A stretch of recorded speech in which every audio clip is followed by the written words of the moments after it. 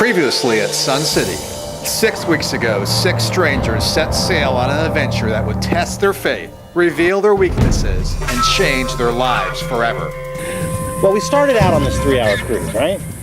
And suddenly, the weather started getting rough.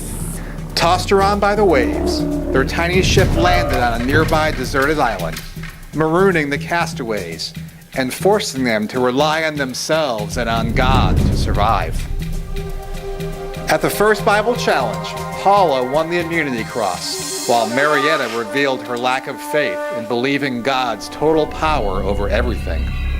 As a result, Marietta became the first castaway to be voted off the island during tribal council. We were sad to see Marietta go, but she had learned the lesson that God had created everything in this world because He loves us and He wants us to enjoy the wonderful world. A few nights later, as the others slept, Lisa made a promise to Rich and Mike. With Marietta gone now, I think we should form an alliance. I'll be your friend at the very end. What do you think? Sure. Sounds like a good deal. Works for me. Lisa complicated her life when she made the same promise to Paula the next day. Hey, Paula, we're the only 2 women left. We gotta stick together. Yes. I promise I will never let you down. Yeah. When the rest of the castaways discovered what Lisa was doing, she became an easy target at the next tribal council and was voted off the island. The remaining crew then returned to a camp that was completely washed away by the wind and rain, leaving Rich to wonder if God could be counted on to provide what they need. The Lord will provide, the Lord will provide. If I hear that one more time, I'm gonna scream. What I need the Lord to do is provide me with a way off of this island.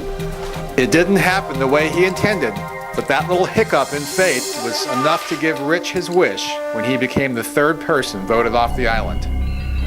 With only 3 castaways remaining, Scott decided to turn up the heat and take control of the game. During a lengthy reward challenge, Scott tried to pressure the other 2 into quitting.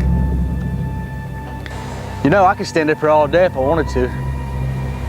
Yeah, and if it starts to storm, there's a good chance you might get hit by lightning. Oh, wow. See? So if you know what's good for you, you'll give up right now. Go ahead. Quit while you can. But Scott's plan backfired. Paula won the prize, and Scott was labeled a bully. Dunkin' Donuts and coffee, my favorite. Scott!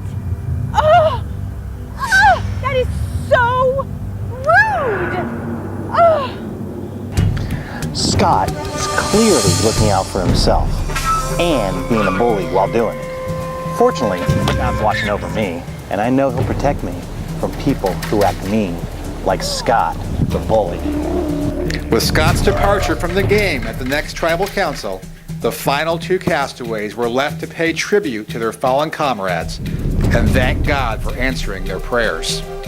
Well, when we first got shipwrecked on the island, I prayed and prayed that God would watch out for me and help me get through this. And now that I'm one of the last 2 castaways left, I know that God really answered my prayers. God has been with me the whole way, answering most of my prayers. Sometimes God takes His time answering a prayer, so you have to be patient. Thankfully, you don't need a cell phone to talk to God. You can pray just by talking out loud, or quietly, inside, from your heart. At the final tribal council, Paula and Mike were tested to see how well they had paid attention during the game. Both answered each question correctly. Then a final vote was taken, and the ballots were put into safekeeping until today. Now, after 6 weeks of being tested by God, today we will find out who knows God's survival skills the best and become Sun City's sole survivor.